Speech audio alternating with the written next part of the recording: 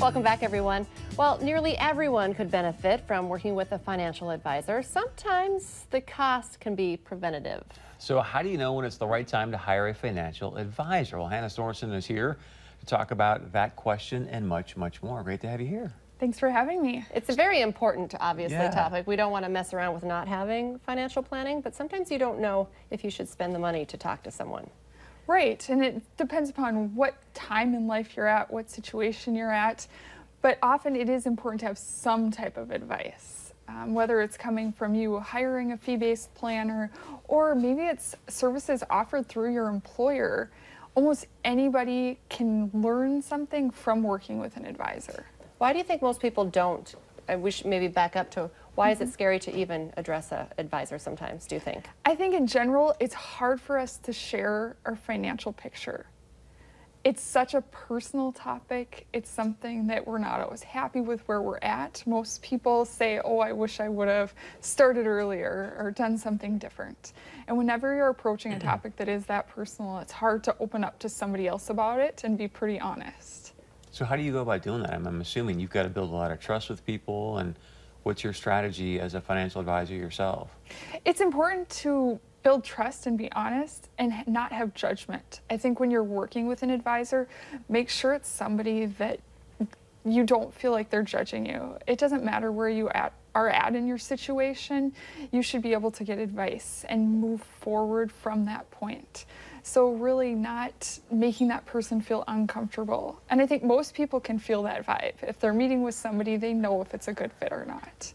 Because you don't have to be rich to invest your money, right? You don't. Because I feel like some people think that I don't have enough money to plan for retirement or stick it away. And there are some advisors where they'll say, you know, if you don't have $500,000, I won't work with you in that type of a case. Many employers now, even with their 401k plans, are offering financial education. So take advantage of that. I know many employees don't take that time to meet with their representative. That person can really be a guide, help you see if you're on track or not for retirement. Take advantage of those little situations that may not cost you as much money if you're just getting started. Maybe it's making sure that you are saving enough from each paycheck, making sure that you have an emergency fund. Also talk with friends and family. Sometimes that's a good place to start. See what they've done to get started, who they're working with, or what they're doing on their own as well. What is the biggest regret usually when you talk to people? Not starting soon enough? No, not starting soon enough. Wishing they would have, been younger when they started that savings to realize how much it really takes. Once you're 65 and wanting to retire, it's hard to make up for those lost years. So having that plan in place as soon as possible, that's why it's good with your first job, making sure that you are saving. And then understanding the importance of it's more than just retirement.